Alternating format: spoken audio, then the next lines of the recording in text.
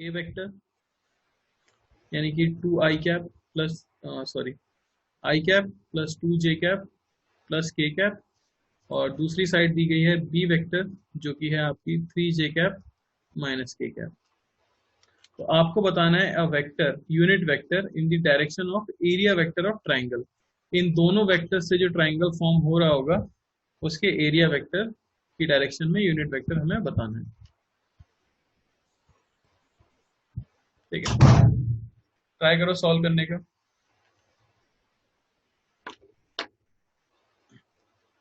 हाँ तो करण तुम नए स्टूडेंट हो, कोई दिक्कत की बात नहीं है। ग्रुप में आपको लिंक मिल जाएगा पहले वाले वीडियोस का, आप जाके वो सारे वीडियो देख सकते हो। ठीक है ना। तो जब से भी पढ़ाना स्टार्ट किया है हर एक लेक्चर जो है रिकॉर्डेड है और ऑनलाइन अवेलेबल है, आपको मैं लिंक दे दूंगा, तो उसमें जाके देख लेना। कोई डाउट होता है तो आप मेरे को पूछ सकते हो, ठीक है, चैट बॉक्स में यहाँ पे। और मैंने पहले ही कहा था वीडियो थोड़ा लैग करेगा, आज इंटरनेट की प्रॉब्लम है इसलिए। कोशिश करो फिर भी समझने का।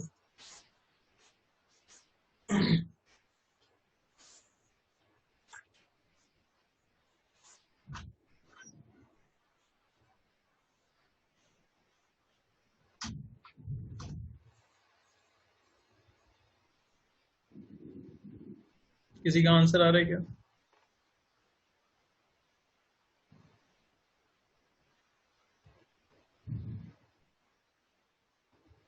तो हमें यूनिट वेक्टर कैलकुलेट करना है इन the direction of area vector of this triangle जिसकी साइड्स हमें दी हुई है ए और बी। ठीक है, तो एक आंसर आ चुका है -i + j + 3k बाय √11। बाकी लोग ट्राई करो। तो पहले तो हमें एरिया वेक्टर निकालना पड़ेगा ट्राइंगल का, जिसका फॉर्मूला क्या हो जाएगा, क्या हो जाता है एरिया वेक्टर ट्राइंगल का? एरिया वेक्टर हो जाता है half of a cross b. ठीक है ना। मैं ए क्रॉस बी निकाल देता हूँ डिटर्मिनेंट बना के, आई जे के प्लस माइनस प्लस। आई में फिल करेंगे तो 1 2 1, और बी में अगर फिल करेंगे तो हो जाएगा 0 3 और -1। यहाँ से हमें वेक्टर क्या मिलेगा, आई कैप। रो और कॉलम को हाइड करेंगे तो -2 -3 -j कैप। रो और कॉलम को हाइड करोगे तो -1 -0 प्लस k कैप। रो और कॉलम को हाइड करोगे तो क्या मिलेगा, 3 -0। क्या मिल गया हमें, -5i plus j plus 3k। ये आपको मिल चुका है एरिया वेक्टर किसका, पैरेललोग्राम का। पर आपको चाहिए ट्राइंगल, तो फॉर ट्राइंगल हम जानते हैं क्या हो जाएगा, half of a cross b. ये जो मैंने कैलकुलेट किया ये क्या था, ए क्रॉस बी। तो half of a cross b यानी कि half of -5i plus j plus 3k। ये आपको मिल चुका है क्या, एरिया वेक्टर। तो क्योंकि ये हमारा एरिया वेक्टर है, हमें तो इसका क्या चाहिए, यूनिट वेक्टर चाहिए। तो एरिया वेक्टर का यूनिट वेक्टर निकालने के लिए सिंपली मैं क्या कर दूंगा, वेक्टर को उसके मैग्नीट्यूड से डिवाइड कर दूंगा। Half -5i plus j plus 3k by magnitude हो जाएगा √ऑफ, आप देख सकते हो 5/2 का होल स्क्वायर प्लस 1/2 का होल स्क्वायर प्लस 3/2 का होल स्क्वायर, और ये हो जाएगा हमारा आंसर। किसी को कोई डाउट?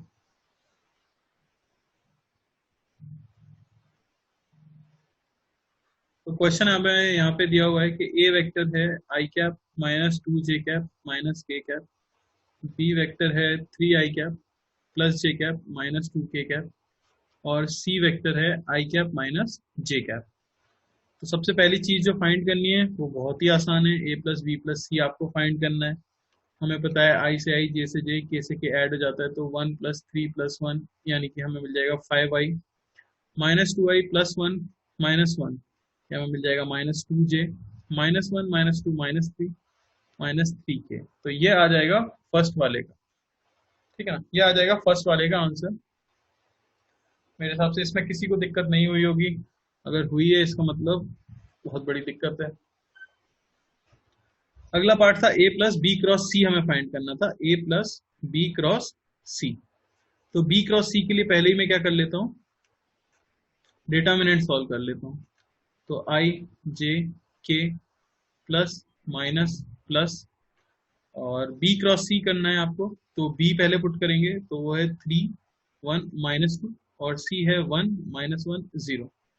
ये हमें मिलेगा आई कैप। रो और कॉलम हाइड किया, 0 -2 माइनस जे 0 +2 0 -2 प्लस के -3 -1, ठीक है ना। ये हमें मिल जाएगा।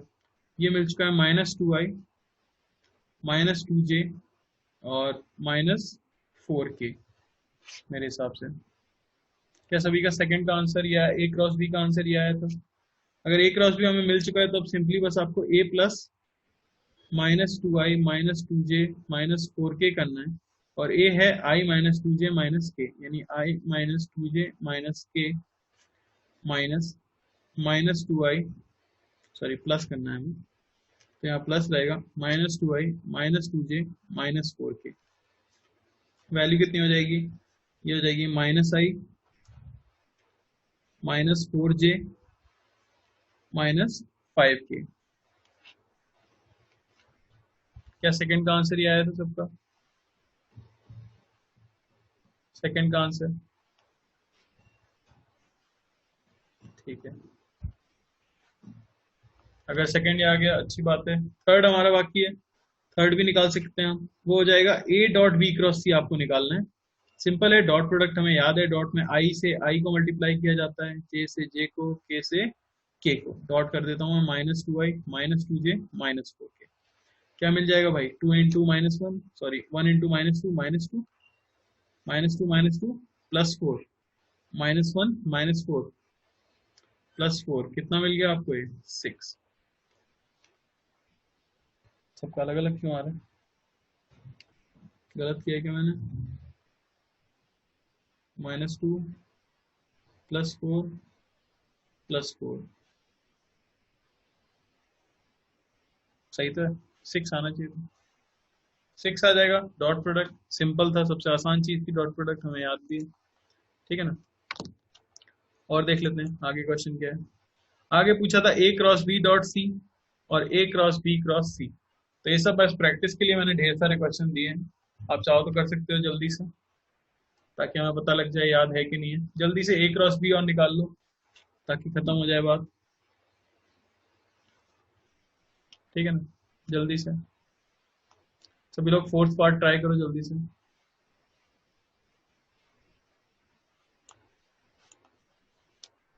बोलो भाई।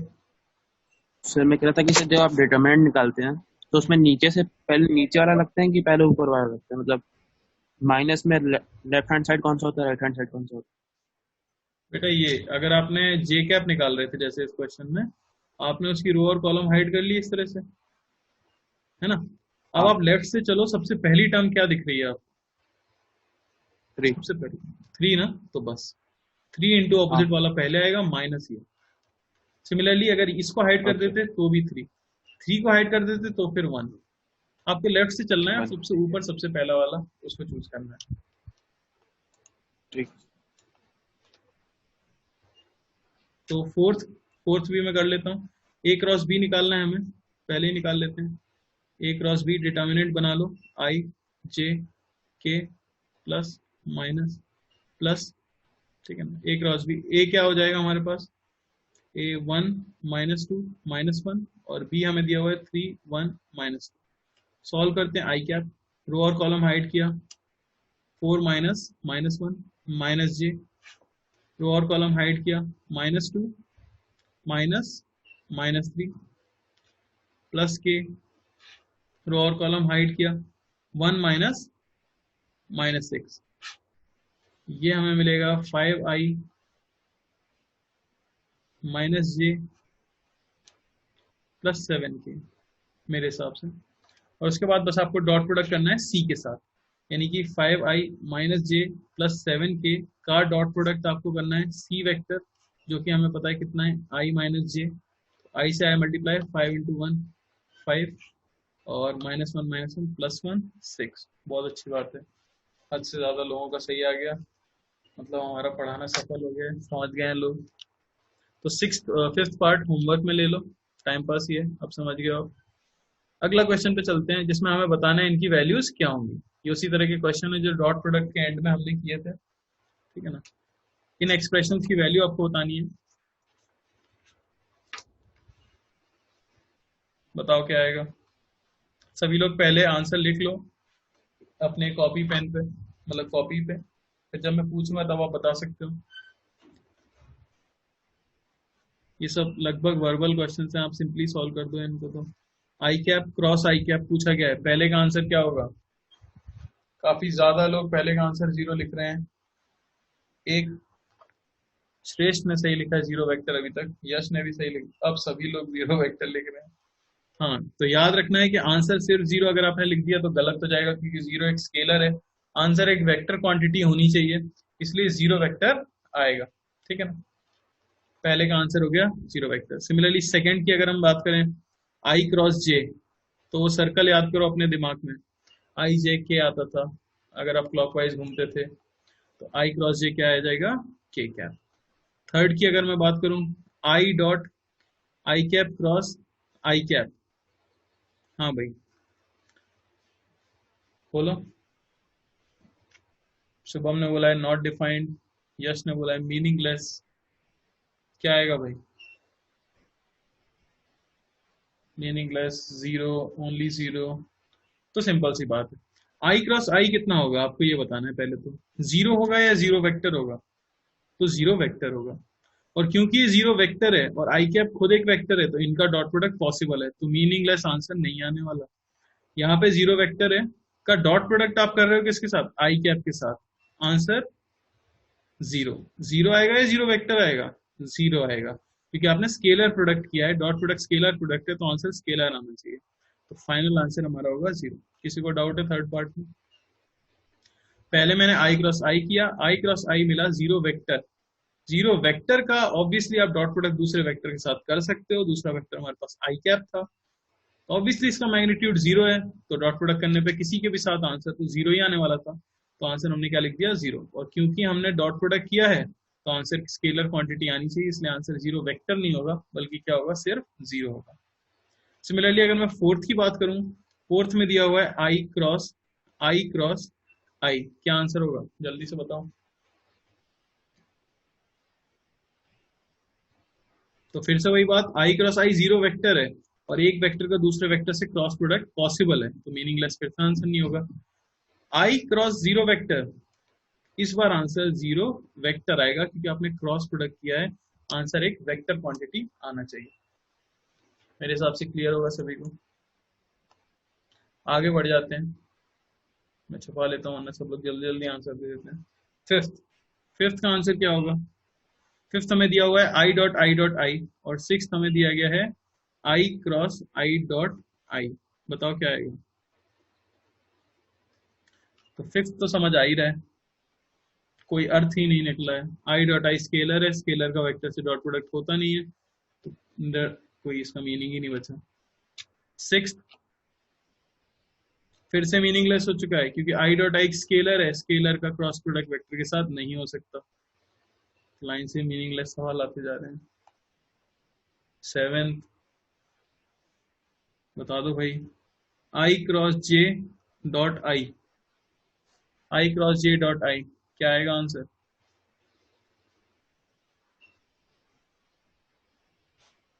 ईशान ने 1 लिखा है, कोई मीनिंगलेस लिख रहा है 1, जे कैप लिखा है किसी ने 1, मीनिंगलेस 0। फंस गया मतलब यहाँ आके। सेवेंथ का आंसर सभी लोग विभिन्न प्रकार से दे रहे हैं अलग अलग। भाई सिंपल सी बात है, आई क्रॉस जे कितना होगा, तो याद करो वो साइकिल आई जे के, तो ये हो गया के कैप डॉट आई कैप। क्या दो वेक्टर्स का डॉट प्रोडक्ट हो सकता है, हाँ। क्या आई और के परपेंडिकुलर है, हाँ। परपेंडिकुलर वेक्टर्स का डॉट प्रोडक्ट क्या होता है भाई, 0। आंसर क्या आएगा, 0। समझ आ रही है बात। परपेंडिकुलर वेक्टर्स का डॉट प्रोडक्ट क्या होता है, 0। आई क्रॉस जे से हमें मिला के, और के आई से क्या होता है, परपेंडिकुलर, इसका आंसर आएगा 0। एट्थ की बात करें, एट्थ दिया हुआ है आई क्रॉस जे डॉट जे, क्या आएगा? फिर से 0। अब तुम समझ गए, आई क्रॉस जे से क्या मिल जाएगा? के, और के और जे भी क्या होते हैं? परपेंडिकुलर, इसलिए आंसर क्या आएगा? 0।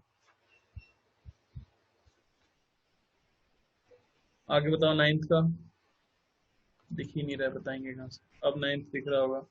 नाइन्थ का क्या आएगा? आई डॉट जे क्रॉस आई, क्या आंसर आएगा इसका? आई डॉट जे क्रॉस आई, बिल्कुल सही। मीनिंगलेस। क्यों हो गया भाई ये मीनिंगलेस? क्योंकि ये स्केलर है, स्केलर का क्रॉस प्रोडक्ट आप वेक्टर के साथ नहीं कर सकते।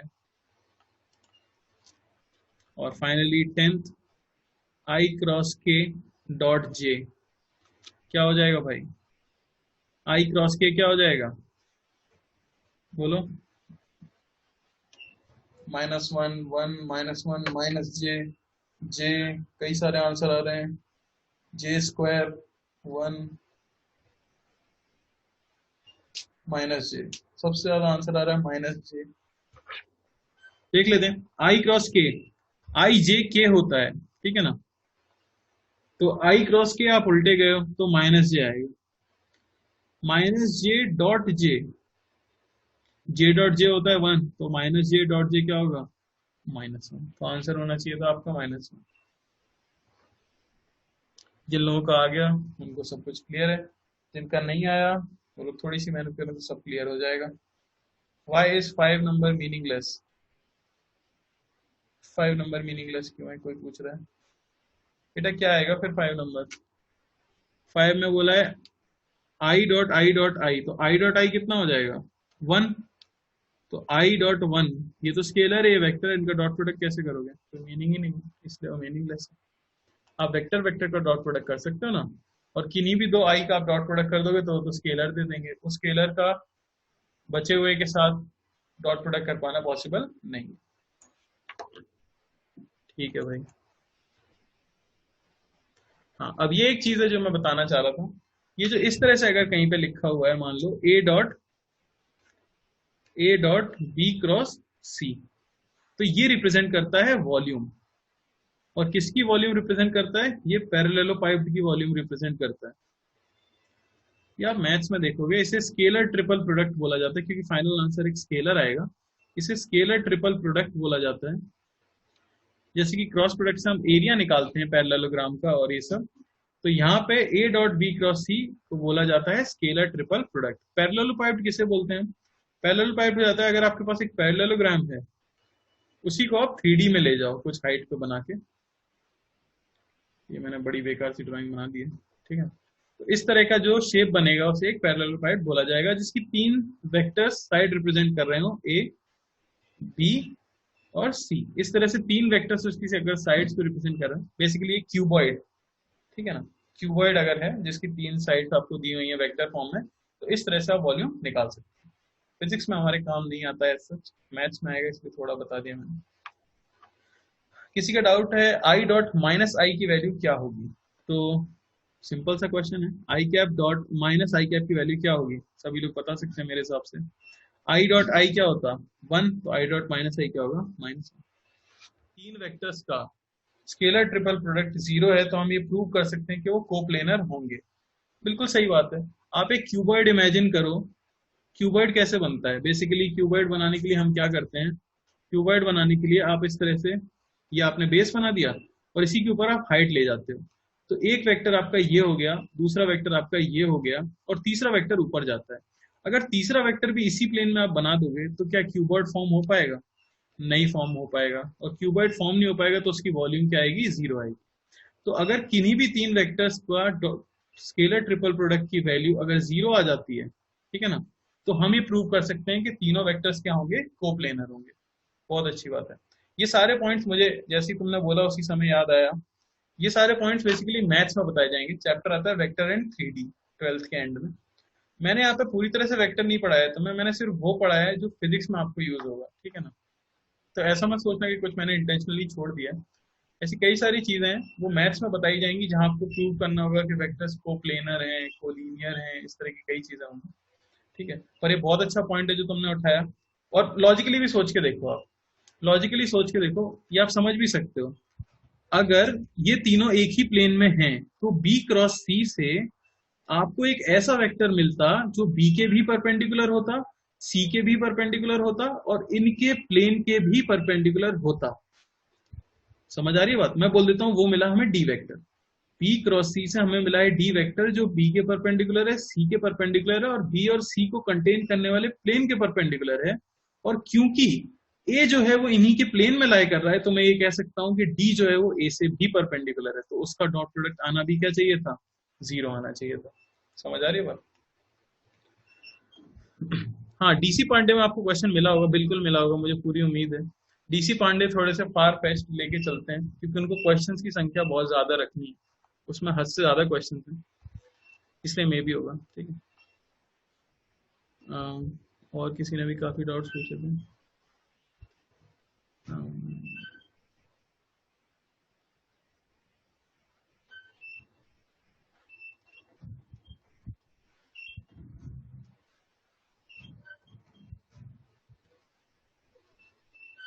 हाँ शुभम, तुम बोल रहे हो सर टाइम तो 4 डायमेंशन है। बेटा इस तरह से तो डायमेंशन तो काफी सारे हैं, पर हमारे सिलेबस की बात कर रहा हूँ मैं। 11th 12th के छात्र जो हैं, 11th 12th में अगर आप पढ़ रहे हो तो उस हिसाब से हमारे लिए तो भाई यही डायमेंशन है बस, लेंथ विड्थ और हाइट। वरना अब तो आप हायर स्टडीज में चले जाओगे तो बहुत कुछ मिल जाएगा। ठीक है ना? एबीसी कोई भी साइड्स नहीं होने चाहिए, एबीसी बेसिकली 3 साइड्स होनी चाहिए। अगर आप पैरेललोपाइप्ड बना रहे हो, समझ रहे हो ना बात? आप पैरेललोपाइप्ड अगर फॉर्म कर रहे हो तो उसमें 3 ही साइड ऐसे हो सकते हैं, वरना तो दूसरी साइड ए ही हो जाएगी। ठीक है ना? तो ऐसा नहीं है कि आप इन दोनों को चूज कर लो, पैरेलल साइड तो सेम ही वेक्टर हो गए क्योंकि स्पेस में शिफ्ट करने में कुछ फर्क नहीं पड़ता। तो 3 बेसिकली डिफरेंट साइड्स होनी चाहिए किसी भी पैरेललोपाइप्ड की। ठीक है ना? अब सब हम लोग टॉपिक से काफी ज्यादा भटक रहे हैं भयंकर तरीके से। अब कोई पूछने लगा है कि कितने डायमेंशन होते हैं जनरल, प्लीज वापस आ जाओ। अभी अपन बहुत सिंपल सी चीजें पढ़ रहे हैं, पहले आप न्यूटन की फिजिक्स पढ़ लो, फिर जाके आप आइंस्टाइन की फिजिक्स की तरफ जाना। ठीक है? न्यूटन सिंपल मैकेनिक्स बता रहे हैं अभी। ठीक है? ये सब डिस्कस करने में बहुत मजा आता है जब थोड़ा बहुत हम पढ़ लेते हैं आगे फिजिक्स। ठीक है? हाँ, तो मैं बता रहा हूँ जनरल नोटेशंस। अब क्योंकि फिजिक्स में जो क्वेश्चन आएंगे, जैसे मेन हम लोग ये सब प्रिपरेशन कर रहे हैं ताकि काइनेमेटिक्स जो चैप्टर आएगा उसको हम पढ़ सकें। स्टार्टिंग जो चैप्टर होगा बेस होगा एकदम मैकेनिक्स का, तो उसमें क्या होगा, जनरली आपको बताएगा नहीं कोई कि आई कैप किधर है, जे कैप किधर है, के कैप किधर है। मैं एक एग्जांपल देता हूँ।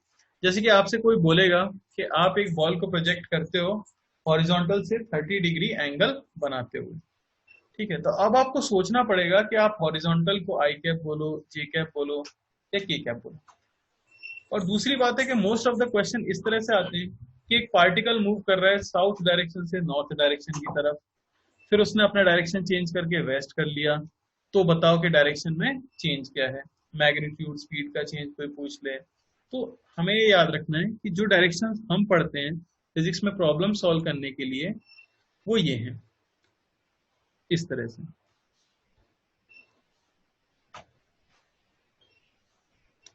ठीक है ना? नॉर्थ ईस्ट वेस्ट साउथ, मैंने कुछ नया नहीं बताया, बचपन से सुनते आ रहे हो। ये 4 दिशाएं हैं हमारे पास, नॉर्थ ईस्ट वेस्ट साउथ।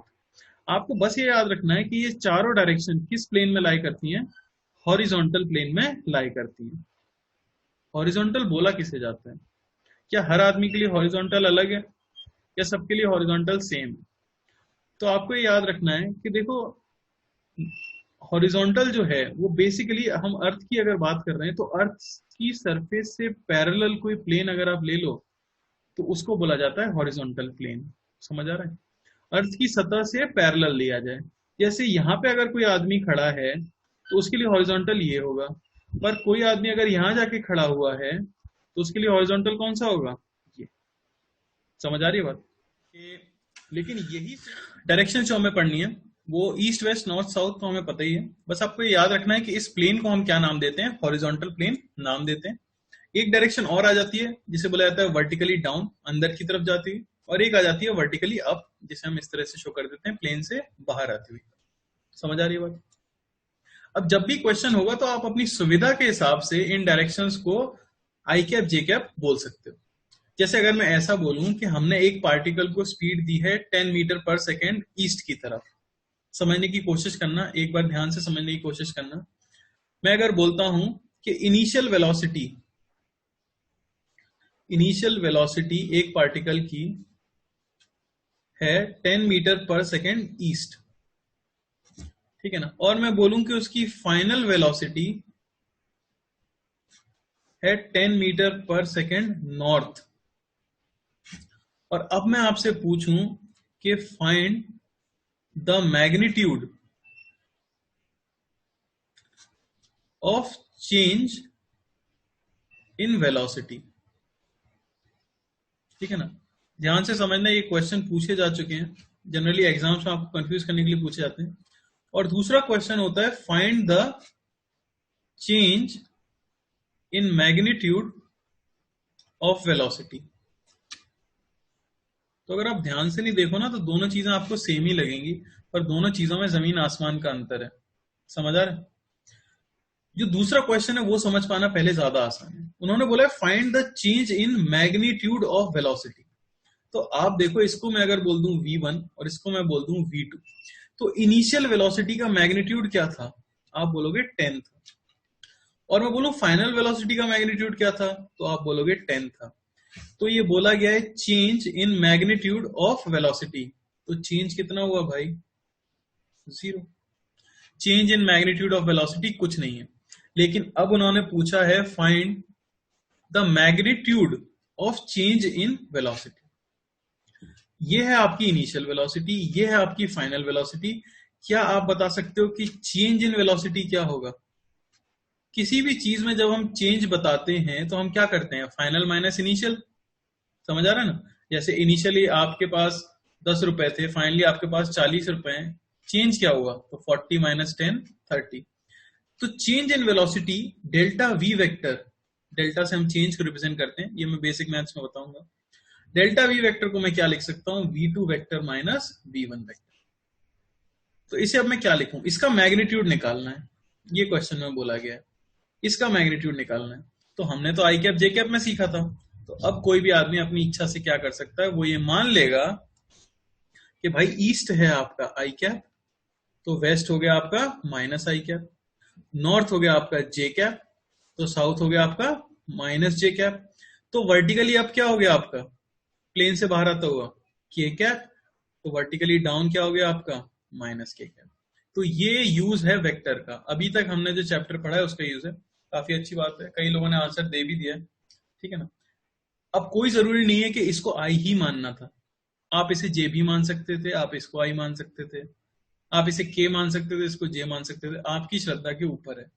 मैं एडवाइस करूंगा बेटर होगा जहां भी पॉसिबल हो हॉरिजॉन्टल या ऐसी वाली लाइन पे आई मानो, ऐसी वाली लाइन पे जे मानो, क्योंकि हमें थोड़ा फेमिलियर लगता है। अब बस कुछ नहीं करना है।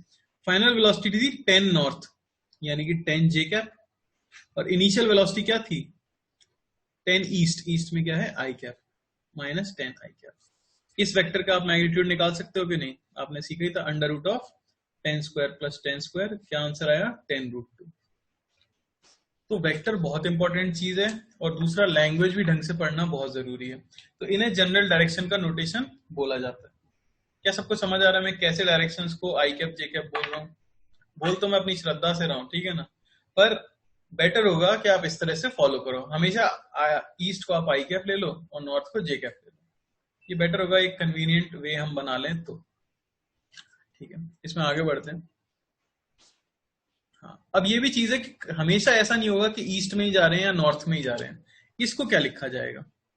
मान लो कि एक आदमी, ये नॉर्थ है, ईस्ट वेस्ट और साउथ, एक आदमी ऐसे जा रहा है 10 मीटर पर सेकेंड से, ये एंगल है 30 डिग्री। क्या बोलोगे उसकी वेलोसिटी? आपको अब आई कैप जे कैप में नहीं बताना है, आपको वेलोसिटी बतानी है ईस्ट नॉर्थ इनके टर्म्स में, क्योंकि कई बार क्वेश्चन में इन्हीं के टर्म्स में आंसर दिया होता है, ठीक है ना। तो वो तो आपका सही है, कंपोनेंट्स फाइंड करोगे आप आई कैप जे कैप में बता सकते हो, वो सब मैं मान रहा हूं। पर मान लो ऑप्शन में लिखा हुआ है कि आदमी की वेलोसिटी आपको नॉर्थ और ईस्ट इनके टर्म्स में ही बतानी है। प्लीज कंपोनेंट्स मत निकालो, मैं समझ गया हूं आप कंपोनेंट्स निकाल सकते हो, पर उन्होंने क्वेश्चन में इसे आई बोला ही नहीं है, उन्होंने इसे जे बोला ही नहीं है। तो फिर आप वेलोसिटी को बोलोगे कैसे? जैसे एक आदमी अगर इधर चल रहा होता, इसको चलो मैं v2 बोल देता हूँ, मैं बोल देता हूँ v1 बराबर इस तरफ है 5। मैं उसकी वेलोसिटी क्या लिखता वो मैं लिख के बता देता हूँ। v1 को मैं लिखता 5 मीटर पर सेकेंड नॉर्थ, क्योंकि v1 सिर्फ और सिर्फ कहाँ चल रहा है, नॉर्थ में चल रहा है, स्पीड है उसकी 5। समझ आया? जैसे मैंने ये रिप्रेजेंट किया है वैसे आपको इस वेलोसिटी को रिप्रेजेंट करना है 30 डिग्री पे जो जा रहा है। तो इसे लिखने का तरीका हो जाता है, ये वेलोसिटी है 10 metre per second eight 30 degree, क्या बोलूंगा मैं, ईस्ट ऑफ नॉर्थ या नॉर्थ ऑफ ईस्ट?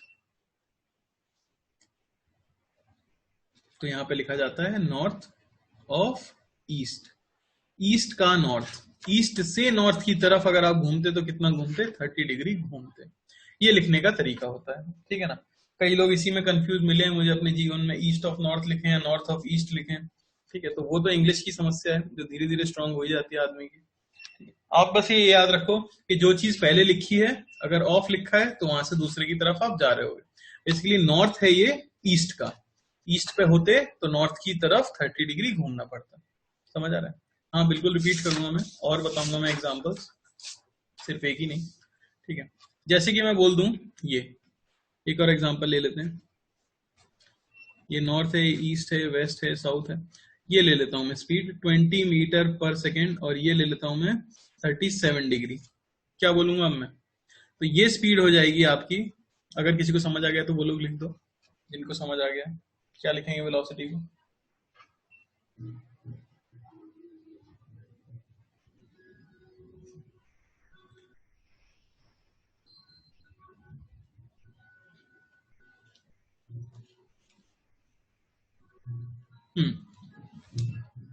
ये हो जाएगा 20 मीटर पर सेकेंड, एंगल आपको दिख रहा है 37 डिग्री, वेस्ट की तरफ जा रहे हो अगर साउथ से तो 37 डिग्री हो रहा है ऐसे घूमने पे, तो इसे हम लिख देंगे 37 डिग्री वेस्ट ऑफ साउथ।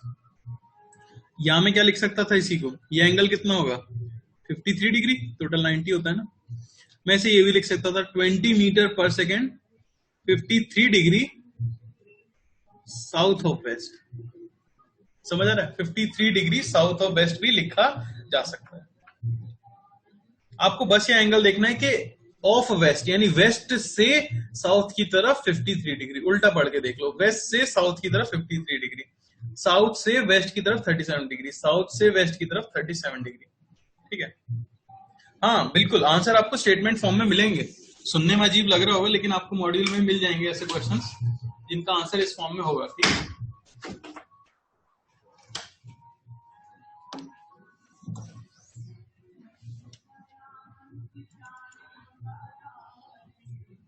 ठीक है, जैसे एक क्वेश्चन है, एक बार ट्राई करो सभी लोग, क्वेश्चन यहाँ पे दिया हुआ है, A is moving at the speed of 10 meter per second due east and B moves at 20 meter per second due north. Find VA vector minus VB vector, ये पूछा गया है आपसे। सिंपल सा क्वेश्चन है, जैसा मैंने किया था वैसा आपको बताना है। ये जो हम VA माइनस VB लिखते हैं इसे बोला जाता है velocity of A with respect to B। ये टॉपिक है किसका, रिलेटिव मोशन का, जो हम काइनेमेटिक्स में पढ़ेंगे। यहाँ पे ऐसी मैंने इन्फॉर्मेशन के लिए लिख दिया और यश का आंसर आ भी है 10√3।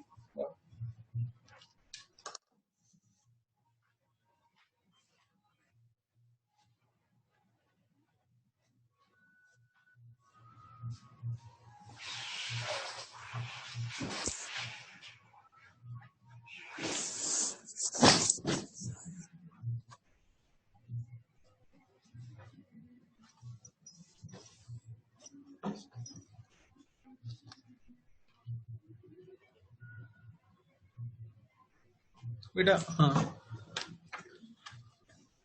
इस तरह आप नहीं बता सकते, ठीक है ना। ये जो 20 आई कैप माइनस जे कैप में आप आंसर दे रहे हो ना, ये सही इसलिए नहीं होगा क्योंकि क्वेश्चन वाले ने आई कैप जे कैप डिफाइन नहीं किया है, ठीक है ना। एक्स को हमेशा आई बोलते हैं पर ईस्ट को हमेशा आई बोले कोई जरूरी नहीं, मैं बता चुका हूँ। तो आपको इसे ईस्ट वेस्ट के टर्म्स में ही आंसर देना होगा, ठीक है।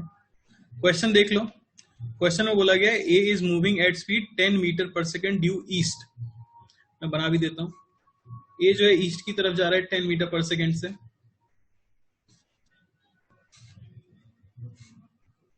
ये हमारा ए है, ठीक है ना। और क्या बोला गया, बोला गया B moves eight 20 metre per second due north, B जा रहा है 20 मीटर पर सेकेंड से नॉर्थ में। आपको बताना है v a vector minus we b vector क्या होगा मैग्नीट्यूड और डायरेक्शन के साथ। बस डायरेक्शन आपको ईस्ट वेस्ट नॉर्थ साउथ इस तरह से निकाल के देनी है, ठीक है। तो देखो इसे आंसर फाइनली कैसे देंगे, मैं एक करके दिखा देता हूं आपको, सभी लोग प्लीज ध्यान से देख लो। मैं डिफाइन करूंगा ईस्ट है आई कैप, हालांकि फाइनल आंसर मैं आई कैप के टर्म्स में नहीं दूंगा, मैं बस सॉल्व करने के लिए डिफाइन कर रहा हूँ। ईस्ट है आई कैप और नॉर्थ है जे कैप, तो v A minus we b क्या हो जाएगा, ये हो जाएगा 10 i cap minus 20 j cap. यहां तक किसी को डाउट नहीं होगा मेरे हिसाब से। तो मैग्नीट्यूड निकाल लेते हैं इसका। Magnitude of V A minus we B आ जाएगा अंडर रूट ऑफ 10 का स्क्वायर प्लस 20 का स्क्वायर, ठीक है ना, यानी कि हमें मिल गया 10√5। ये आ चुका है आपका मैग्नीट्यूड, ठीक है। अब इसे ड्रॉ कर लो जरा एक बार। अगर आप ड्रॉ करो 10i तो वो इधर हुआ, और माइनस 20j वो किधर ड्रॉ होगा। क्या समझ आ रहा है मैं क्या कर रहा हूं, प्लीज सभी लोग ध्यान दो। पहले मैंने इसको आई कैप जे कैप नाम दिया अपनी मर्जी से, वहां से मैंने इसे वेक्टर फॉर्म में लिखा, वहां से मैंने मैग्नीट्यूड निकाल लिया, यहां तक किसी को दिक्कत नहीं होगी। अब जो मैंने निकाला था v A minus we b मैं इसे ड्रॉ कर रहा हूं। तो आई कैप में मैंने 10 और जे कैप में माइनस 20 को ड्रॉ कर लिया। तो रिजल्टेंट कहाँ आएगा, आप देख सकते हो रिजल्टेंट यहाँ कहीं आएगा, ये एंगल होगा, ये स्पीड होगी 10√5। कोई भी एक एंगल निकाल लेते हैं, ये एंगल निकाल लेता हूं मैं थीटा। tan थीटा क्या होगा देखो जरा, ये 20 है तो ये भी कितना होगा, ये भी 20 होगा ये दूरी, और ये दूरी कितनी है 10। तो tan थीटा को क्या कहते हैं, परपेंडिकुलर बाय बेस। परपेंडिकुलर कितना है 20 और बेस कितना है 10। तो थीटा क्या हुआ आपका, थीटा हुआ tan इनवर्स 2। तो फाइनल आंसर जो मैं दूंगा v A minus we b वो होगा 10√5 metre per second at tan inverse √2 east of south. कितने लोगों को समझ आया और कितने लोग बेहोश हो गए कि क्या कर दिया गया। व्हाट इज tan इनवर्स, अरे tan इनवर्स जब हमें वैल्यू नहीं पता थीटा की तो ऐसे नहीं लिख देते थे इनवर्स में ले जाके, किया था ना हमने। एग्जैक्ट एंगल नहीं करना आपको कैलकुलेट, मैं ये बोल रहा हूं कि कितने लोग समझ गए और कितने लोग खत्म हो चुके हैं, ठीक है। तो मैं एक बार वापस से बता देता हूँ इस चीज को, ध्यान से देखना, क्योंकि क्वेश्चन मुझे ईस्ट वेस्ट नॉर्थ साउथ के टर्म्स में देना है, ठीक है ना। तो देखो कैसे दे सकते हैं। पहले मैंने क्या किया, ईस्ट को नाम दिया आई कैप, ध्यान से सुन लो वापस से, और नॉर्थ को नाम दिया जे कैप जो हमारे लिए फेमिलियर था। मेरे हिसाब से इस स्टेप तक किसी को कोई दिक्कत नहीं होगी, v A minus we b जो मैंने लिखा है, ठीक है ना। उसके बाद यहां तक भी किसी को दिक्कत नहीं होगी, मेरे हिसाब से मैग्नीट्यूड निकाला है, यहां तक सब सुखी थे। अब बात यह है भाई कि ये कहां से आ गया, समस्या सबको यहीं पे हो रही है, तो यही मैं बता रहा हूं। Basically v A minus we b आपका आंसर यहीं आ जाता अगर उन लोगों ने सिर्फ ईस्ट को आई कैप बोल दिया होता और नॉर्थ को जे कैप बोल दिया होता, लेकिन उन्होंने ऐसा नहीं बोला। तो आप क्या करोगे, अपने आंसर को प्लॉट करोगे। तो देखो जरा, डायरेक्शन तो यही है, east north west south. 10 i cap, तो 10 को आई कैप में प्लॉट करेंगे तो कैसे आएगा, ऐसे 10 आएगा भाई, ये हो गया 10। और 20 माइनस जे कैप में दिख रहा है कि नहीं दिख रहा है, तो इसे प्लॉट अगर इस वेक्टर को मैं प्लॉट कर रहा हूं बस 10i माइनस 20j, तो तुम्हें पता भी है कैसे प्लॉट करते हैं 10i माइनस 20j को। 10i ये हो गया और माइनस 20j कहां होता, क्या यहां तक किसी को कोई दिक्कत है, ये हो गया माइनस 20j। अब आपको पता है कि इसका रिजल्टेंट जो आपने निकाला है वो इन दोनों के बीच में ही रहा होगा कि नहीं रहा होगा, और उसकी वैल्यू क्या रही होगी 10√5, ठीक है ना। अब बस मुझे थीटा ही तो निकालना था, तो जैसे मैं ये थीटा निकाल लूं इस बार, पिछली बार मैंने ये वाला निकाल के बताया था, मैं अब ये वाला निकाल रहा हूं, तो मैं इस ट्राइंगल पे ध्यान दूंगा, देखना जरा, ये जो ट्राइंगल है, ये वाला ट्राइंगल, ये दूरी 20 है, ये 10 है, तो ये भी कितना होगा 10।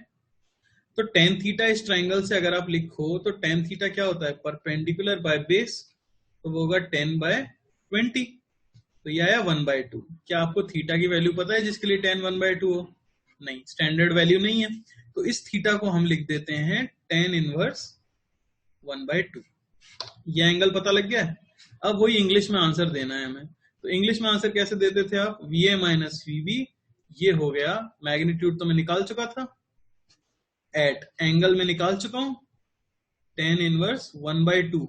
और ये क्या है, ये है साउथ, साउथ से ईस्ट की तरफ जाते हुए इतना एंगल, तो क्या बोलेंगे, ईस्ट ऑफ साउथ, साउथ से ईस्ट की तरफ, साउथ से ईस्ट की तरफ जाते हुए इतना एंगल। ये हमारा आएगा फाइनल आंसर। शुभम तुम बोल रहे हो क्या हम ऐसे नहीं लिख सकते 10 नॉर्थ माइनस 20 ईस्ट? हाँ, जिंदगी बहुत आसान होती है अगर आप ऐसे लिख पाते तो, पर ऑप्शन ये रहेगा सुंदर सा। जो पहला टेस्ट होगा आपका पेस का, उसमें ऐसे क्वेश्चंस आपको कई सारे मिलेंगे।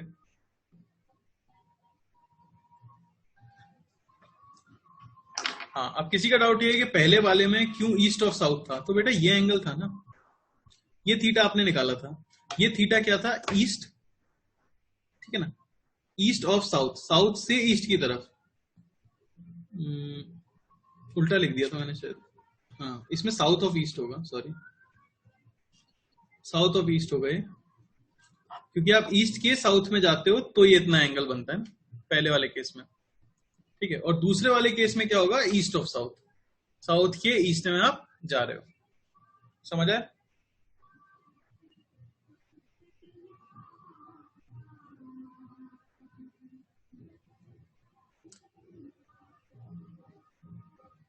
हाँ बिल्कुल, मैं यहाँ पे ये वाला थ्योरी यूज कर रहा हूँ कि वेक्टर को शिफ्ट कर देंगे अगर पैरेलल तो कुछ फर्क नहीं पड़ेगा, ये 10 था तो ये भी 10 है। मैं आपको एक और करके बता देता हूँ, ठीक है ना, एक और देख लो आप, अगर नहीं समझ आया एक और देख लो जल्दी से। ये हो गया भाई नॉर्थ ईस्ट वेस्ट साउथ, ठीक है ना। तो मान लो कि मैंने एक दे दिया है, एक जा रहा है इस तरफ 10 मीटर पर सेकेंड से, ठीक है ना। और मुश्किल वाला करूं या सिंपल वाला करूं बताओ? एकदम सिंपल है, थोड़ा सा टफ ले लें, ये एग्जैक्टली सेम, चलो सिंपल ही ले लेते हैं। पहले वाला मैं बड़ा ही सिंपल सा ले लेता हूँ, ठीक है, सभी लोग टफ बोल रहे हैं अब, ठीक है, थोड़ा सा टफ ले लेते हैं, इसमें थोड़ा सा ज्यादा हमें कुछ करना हो। देखो अगर आप ध्यान से देखोगे तो सब समझ आएगा, नॉर्थ ईस्ट वेस्ट साउथ।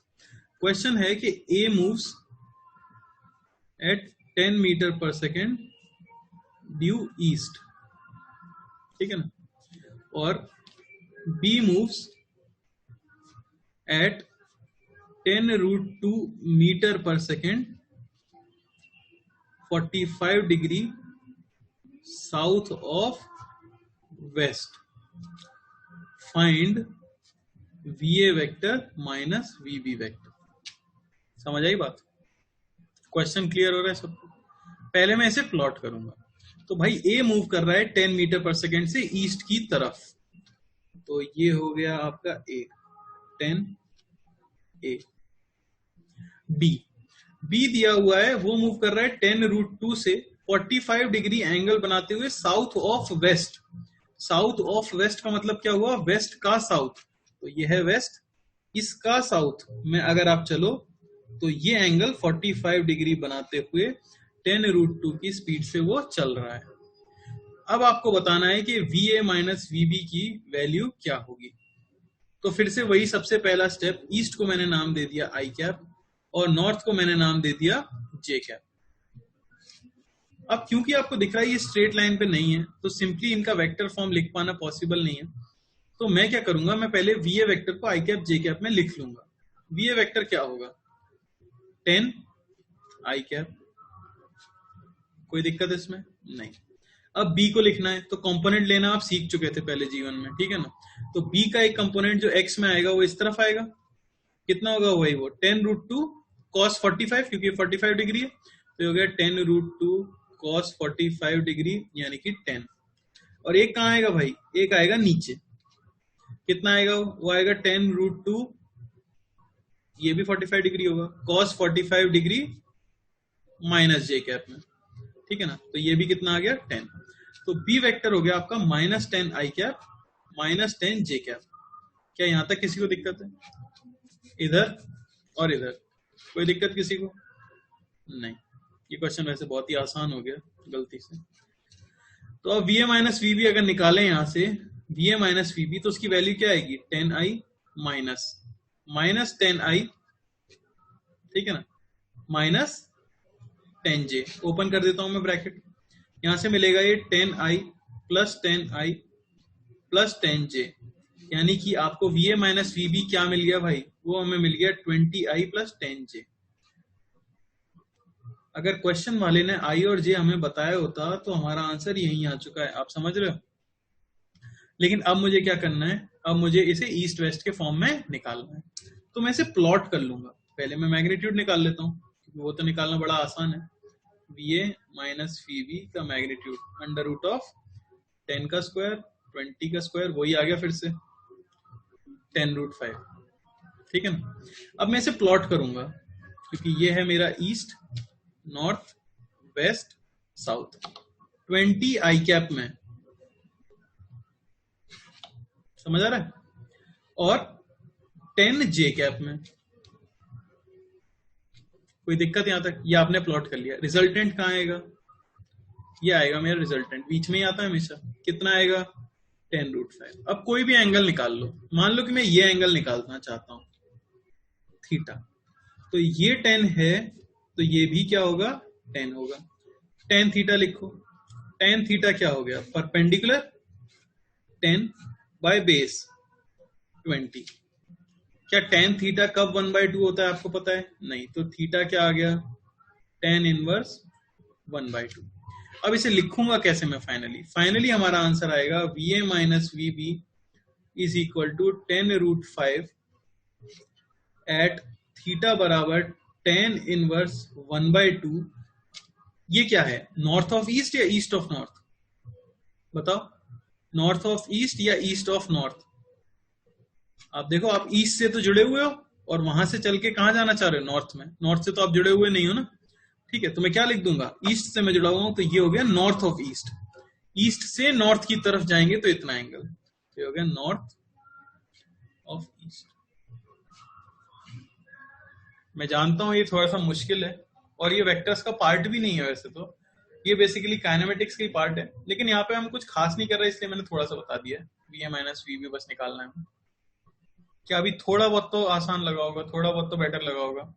अभी तक इतनी लेंथी चीज की नहीं है, इसलिए मैं भी मुश्किल लग रहा हूँ। समझ आ रहा है? हाँ, मैं अनम्यूट कर देता हूँ। सभी को अनम्यूट करना है शायद, मैं एक एक करके कर रहा हूँ अनम्यूट। सबसे पहले किसने बोला है? हाँ, बोलो भाई, तुम कहना चाहते थे कुछ? हेलो सर, मेरा डाउट क्लियर हो गया इस क्वेश्चन में।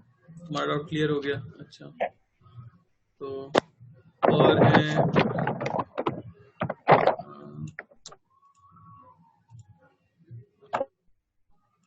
हाँ बेटा, आपको कोई डाउट है? हाँ सर, पहले वाला क्वेश्चन जो था ना, हेलो, हाँ बोलो बोलो। इसके पहले वाला जो क्वेश्चन था ना, हाँ, उसमें मुझे वो समझ में नहीं आया। वो tan इनवर्स का वो चीज मुझे समझ में नहीं आया। आपको इसमें समझ आया कि इस वाले में, इस क्वेश्चन में हाँ समझ सर, आएगा? वो 2 बार क्यों आया? दो नहीं, वो हाँ दो मैंने सर। इसलिए निकाला था। अब देखो, हमें कोई बता के थोड़ी गया कि ये वाले एंगल निकालना, इसी को देखो मैं 2 बार करता हूँ। एक तो आंसर मेरा ये आ गया। अब कोई आदमी ये नहीं निकालने की जगह ये वाला निकाल लेता, मान लो इसको मैं अल्फा बोल देता हूँ, तो फिर ट्रायंगल कैसे बनाते? इसका tan थीटा बनाना है तो यही ट्रायंगल बन सकता है ना, ये एंगल फाइंड करने के लिए। तो अब ये है 10, ये था 20, तो ये भी क्या होगा? 20। तो अगर मैं tan अल्फा लिखूं तो tan अल्फा क्या हो जाएगा? देखो जरा, tan अल्फा की वैल्यू क्या हो जाएगी? अल्फा का परपेंडिकुलर ये है और बेस ये है, तो वो हो गया 20/10, तो ये आया 2। तो अल्फा क्या आया आपके पास? tan inverse 2। तो आंसर में ये भी दे सकता था कि v A minus we b क्या होगा? ये होगा 10√5 एट अल्फा बराबर tan इनवर्स √2।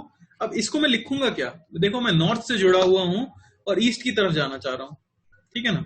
तो ईस्ट ऑफ नॉर्थ, इसको मैं क्या लिख दूंगा? East of north. तो इसके भी दो आंसर हो सकते हैं।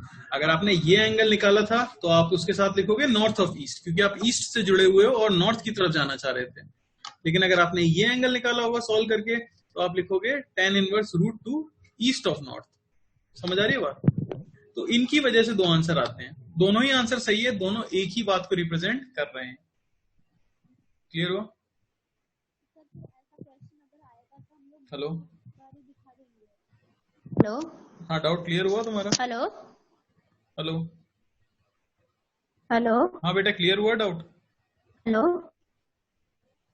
हाँ हेलो सर, अगले question है ना, तो हम 2 बार करके दिखाएंगे ऐसे। नहीं नहीं, आपको दो बार नहीं करना है, वो तो ऑप्शन चेक करना पड़ेगा हमें, ठीक है ना। अगर उन लोगों ने ऑप्शन आपको दिखेगा ईस्ट ऑफ नॉर्थ, तो आप पहले से ही कौन सा फाइंड करोगे? ये वाला फाइंड करोगे। अगर ऑप्शन आपको दिखेगा नॉर्थ ऑफ ईस्ट, तो आप पहले से ही कौन सा फाइंड करोगे? ये वाला फाइंड करोगे। ऑब्जेक्टिव पेपर है ना हमारा तो। ठीक है सर, ठीक है, ठीक है सर, और मैं देखता हूँ थैंक यू। किसको डाउट है।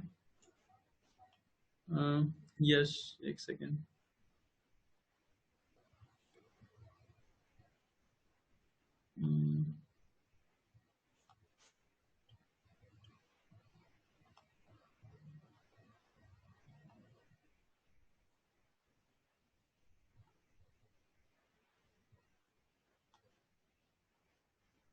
और किसी को डाउट है तो अभी बोलो। हाँ बोलो बेटा, आपको भी डाउट है? सर जो आपने ऊपर ड्राइंग बनाया है हम्म इसके ऊपर, हाँ तो सर इसके बीच के एंगल में 135 डिग्री ले सकता हूँ, तब मैग्नीट्यूड सॉल्व निकालने करूंगा के तो लिए। मैं हाँ सर, हाँ तो बिल्कुल ले। 10√5 तो आ जा रहा है, तो उसका डायरेक्शन में क्या बोलूँ, साउथ ऑफ नहीं तो ईस्ट? फिर डायरेक्शन के लिए यही करना पड़ेगा आपको, और कोई तरीका नहीं है। आप सिर्फ अगर साउथ, जैसे अगर आप सिर्फ साउथ ईस्ट बोलते हो ना, अगर आपने सिर्फ साउथ ईस्ट बोला उसका मतलब 45 डिग्री हो जाता है ऑटोमेटिकली। ठीक है, ये याद रखना। अगर मैं ये जैसे लिखता हूँ ना एट थीटा, मैं ये नहीं लिखूं और मैं सिर्फ अगर ये लिख दूं ना, तो इसका मतलब वो एग्जामिनर खुद से 45 डिग्री मान लेगा कि आपका आंसर 45 का आ रहा है, वो चीज गलत हो जाएगी। तो मैग्नीट्यूड तो डायरेक्टली निकल जाता, लेकिन डायरेक्शन भी निकालनी है तो उसके लिए मुझे यही मेथड अपनाना पड़ेगा। समझ आया? हाँ सर। ठीक है, अगर सबका क्लियर है तो एक और क्वेश्चन कर लेते हैं आगे इसके। ट्राई करो सभी लोग। ये तो सिंपल ही है।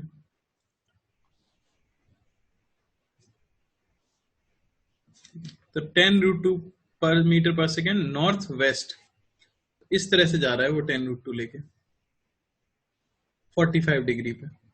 ये हो गया आपका ए, और बी मूव कर रहा है साउथ में 5 मीटर पर सेकेंड से। ये हो गया बी। तो ईस्ट को मान लो आई कैप, नॉर्थ को मान लो जे कैप। तो बी की वेलोसिटी तो क्या हो गई 5 माइनस जे कैप, और ए की वेलोसिटी क्या हो गई, तो 10 cos 45 डिग्री माइनस आई कैप, यानी minus 10 i cap plus 10 J cap. ये शायद सब लोग लिख पाए होंगे। तो अब बताना है वीबी माइनस वीए। तो वीबी माइनस वीए क्या मिल जाएगा, minus 5J plus 10I minus 10J, यानी कि 10I माइनस 15J, ये मिलेगा हमें। ठीक है ना? हाँ ठीक है, नॉर्थ को आई दिया है मैंने, वो बात सही है। हाँ बात सही है, नॉर्थ को अगर आई दे रखा है तो उस हिसाब से भी सॉल्व कर सकते हैं, इसको जे मानना पड़ेगा फिर। ठीक है, उस हिसाब से कर देता हूँ मैं एक बार। तो नॉर्थ को आई दिया गया है तो इसे हम मान लेते हैं जे, वेस्ट को। ईस्ट हो गया आपका माइनस जे, और ये हो गया माइनस आई। तो मूव तो वो ऐसे ही कर रहा है 10√2 से, ये आपका 45 डिग्री है, और दूसरा ऐसे ही मूव कर रहा है, ये ए है, और ये 5 मीटर पर सेकेंड से चल रहा है बी। तो मैं वी ए वेक्टर को लिख देता हूं फिर से। ये हो जाएगा माइनस 10, सॉरी ये आ जाएगा 10J इधर का कंपोनेंट, और इधर का भी पॉजिटिव आएगी, प्लस 10I, और बी को हम लिख सकते हैं माइनस 5I। ठीक है ना? तो VB माइनस VA क्या हो जाएगा, VB माइनस VA की वैल्यू आएगी minus 5I minus 10J minus 10I, यानी माइनस 10J माइनस 15I। कोई डाउट किसी को? तो डिपेंड करता है आपने आई कैप किसे लिया है और आपने जे कैप किसे लिया है। ठीक है ना? आई और जे, अब वो सिर्फ सबका अलग अलग आंसर आएगा क्योंकि बताया नहीं है कि जे किसको लेना, इसलिए मैं बोल रहा था कि आप आंसर किस में दो, ईस्ट वेस्ट नॉर्थ साउथ में दो, देखो आंसर सेम ही आएगा। अब मैं इसे ड्रॉ कर लेता हूँ, ठीक है। तो 10 तो बनाना है माइनस जे के अलाउंग, माइनस जे इस तरफ है तो 10 तो हो गया ये, और 15 बनाना है माइनस आई के अलाउंग, माइनस आई नीचे की तरफ है तो ये हो गया हमारा 15। तो रिजल्टेंट तो आएगा कुछ यहाँ पे, जो कि क्या हो जाएगा अंडर रूट ऑफ 10 का स्क्वायर प्लस 15 का स्क्वायर, अंडर रूट ऑफ 325, ठीक है ना। ये एंगल निकाल लेता हूं मैं, tan थीटा, ये 15 है तो ये भी 15 होगा, तो ये हो गया 15/10 यानी कि 3/2। तो फाइनली आंसर क्या हो गया आपका, VB माइनस VA को मैं लिख सकता हूं क्या, ये हो गया under root of 325 at tan inverse 3/2 south of east, south of east. समझ आया मैंने कैसे किया है, समझ आ रहा है सबको, ठीक है। तो प्रैक्टिस करोगे तो सिंपल ही है, बहुत ज्यादा मुश्किल नहीं है, एक बार वापस से देख लेना जो बताया है मैंने तो समझ आ जाएगा। इसके बाद और भी कुछ क्वेश्चंस मैंने दिए हैं डॉट प्रोडक्ट क्रॉस प्रोडक्ट के ऊपर, ये सब प्रैक्टिस के लिए आप आराम से प्रैक्टिस कर सकते हो, ठीक है। क्या कह रहे हो, वेस्ट नेगेटिव नहीं होगा, वेस्ट नेगेटिव मतलब, अच्छा इसको माइनस जे देते तो आप दे सकते हो, दे सकते हो, कोई जरूरी नहीं है। बात है कि हम किसी को कोई भी डायरेक्शन दे सकते हैं, क्वेश्चन में स्पेसिफाई करना पड़ेगा। तो क्वेश्चन में सिर्फ नॉर्थ स्पेसिफाई किया था इसलिए मैंने नॉर्थ को दे दिया फाइनली, इसलिए आप किसी को भी आई मानो किसी को भी जे मानो, ये आंसर सबका सेम आएगा, ये आंसर अलग नहीं हो सकता, ये आंसर सबका सेम आएगा क्योंकि ईस्ट से साउथ की तरफ जा रहा है, साउथ से ईस्ट की तरफ जा रहा है, वो बात फिक्स है। कोई बोल रहा है आंसर लुक सो बैड, हाँ तो अब इसकी आदत डाल लो आप, क्योंकि अब आंसर ऐसे ही दिखेंगे आपको, tan इनवर्स गंदा सा दिखेगा, यहाँ भी बहुत गंदी सी वैल्यू दिखेगी, सुंदर आंसर 10 तक ही आते हैं, 11 12 से सब ऐसे ही कचरा ही आता है, ठीक है ना।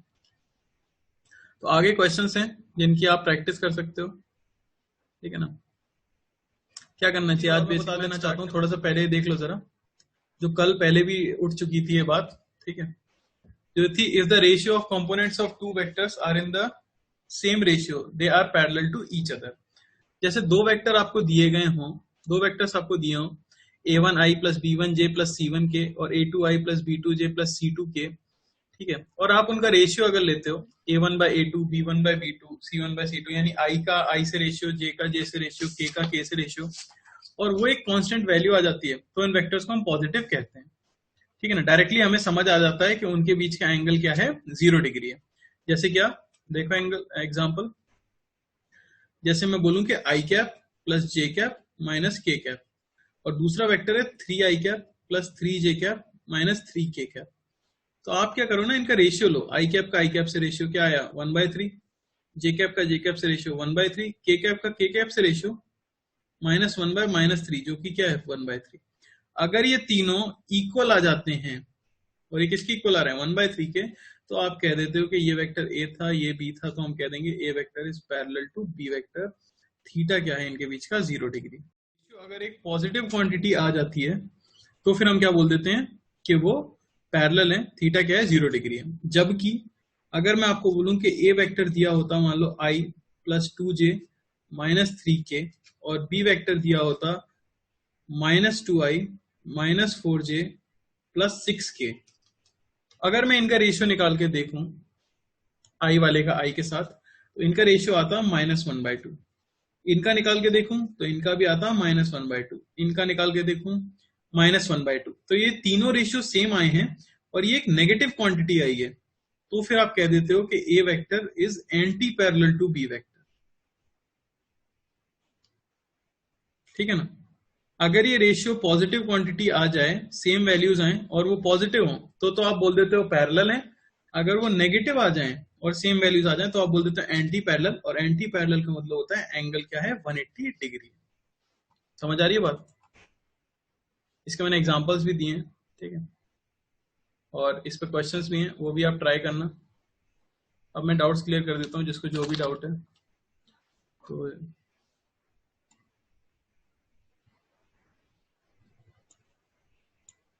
हाँ बोलो। सर मैं कहता जो आपने इक्वेशन दी थी v is equal to u plus 80, उसमें सर a और t का डॉट प्रोडक्ट है या क्रॉस प्रोडक्ट है? बेटा टाइम एक स्केलर क्वांटिटी है, तो उसका डॉट प्रोडक्ट कैसे हो सकता है? टाइम तो स्केलर क्वांटिटी है, टाइम वेक्टर थोड़ी है। ये बहुत अच्छी बात है, किसी ने पूछा। स्कूल में आपको कुछ भी पढ़ाया जा रहा हो, स्कूल में भले आपसे कोई भी चैप्टर चल रहा हो, आप मुझसे किसी भी समय कोई सा भी डाउट पूछ सकते हो, कोई दिक्कत नहीं है। आप किसी भी बुक से पूछ सकते हो डाउट, आप ऑनलाइन कहीं से भी पूछ सकते हो डाउट, आप किसी भी चैप्टर का पूछ सकते हो डाउट। ये कभी भी रेस्ट्रिक्शन में नहीं रखने वाला हूँ। आप व्हाट्सएप पे कभी भी डाउट पूछो, किसी भी समय पूछो। हाँ, हो सकता है मुझे रिप्लाई करने में थोड़ा सा टाइम लग जाए, क्योंकि 12th और रिपीटर्स इनकी भी क्लासेस में लेनी पड़ रही हैं, इनके भी नोट्स हैंड रिटन बनाने पड़ रहे हैं, ठीक है ना। तो ये कोई इशू नहीं है, आप स्कूल के डाउट्स पूछो, कोई इशू नहीं है। पर मैं ये बताना चाहता हूँ कि हम लोग थोड़ा पहले शुरुआत में धीमे धीमे पढ़ेंगे ताकि बेस स्ट्रांग हो जाए, तो हो सकता है स्कूल वाले थोड़ा सा आगे निकल जाएंगे, क्योंकि हमें मेनली प्रैक्टिस करनी है कि हमारी स्पीड बढ़ सके क्वेश्चन सॉल्व करने की। मेन जो हमारा फोकस है वो है प्रॉब्लम सॉल्विंग के ऊपर, तो वो तभी स्ट्रांग होता है जब एकदम बेसिक्स क्लियर हो, ठीक है ना। तो डाउट आप कभी भी पूछो, कोई से भी पूछो, कोई दिक्कत नहीं, ठीक है। सिलेबस बेटा एग्जैक्टली सेम होगा, कोई ऐसी डेफिनेशन नहीं होगी जो मैं नहीं बताऊं, कोई ऐसा फॉर्मूला नहीं होगा जो मैं डिराइव नहीं करूं, और कोई ऐसा क्वेश्चन नहीं होगा जो तुम्हारे स्कूल में कराया गया हो और उससे टफ मैंने ना कराया हो, ठीक है। तो उसकी चिंता मत करो, सिलेबस हर एक चैप्टर कराया जाएगा एग्जैक्टली, हर एक डेफिनेशन बताई जाएगी, हर एक डेरिवेशन जरूर कराए। कोई भी ऐसा नहीं होगा कि मैं बोल दूंगा कि रटना है आपको, मैं समझाऊंगा सारे derivation. Most of the derivation class 12th में आएंगे, ठीक है ना, तो उसकी चिंता मत करो, ठीक है। तो आज यहीं एंड कर देते हैं। अच्छा, बुक्स के लिए फिर से कोई पूछ रहा है, मैं बताना चाहता हूँ। हाँ, मैं एक्साइड वाले सेंटर में ही हूँ 2 साल से।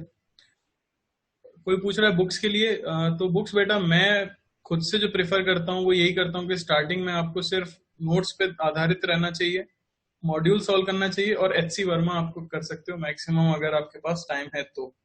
लेकिन कुछ बच्चे अगर इन सबको खत्म कर लेते हैं और वो चाहते हैं कि हमें और प्रैक्टिस चाहिए, तो फिर मैं रिकमेंड करता हूँ DC पांडे का ऑब्जेक्टिव जो आता है। उसमें भी DC पांडे के सब्जेक्टिव की बुक्स आती हैं, पर प्लीज वो मत खरीदना, वो वेस्ट ऑफ टाइम है। उतनी ज्यादा आपको क्वेश्चन करने की जरूरत ही नहीं है, आपको हमेशा लगता रहेगा कि अभी भी बहुत क्वेश्चन बाकी हैं, क्योंकि वो एक ही जैसे ढेर सारे क्वेश्चन देते हैं। हाँ, वो 5 वॉल्यूम्स वाला नहीं लेना है आपको सिर्फ एक ऑब्जेक्टिव वाली बुक आती है DC पांडे की, वो लेनी है, और वो भी तब लेनी है जब आपको लगता है कि आप HC वर्मा भी कर लोगे और आपके पास बहुत फ्री टाइम बचेगा, जो कि मैं आपको गारंटी दे रहा हूँ नहीं बचेगा, क्योंकि आपके पास केमिस्ट्री जैसा अथाह लंबा सब्जेक्ट है जो कभी खत्म ही नहीं होता, पढ़ाते जाओ पढ़ाते जाओ पढ़ाते जाओ, ठीक है ना।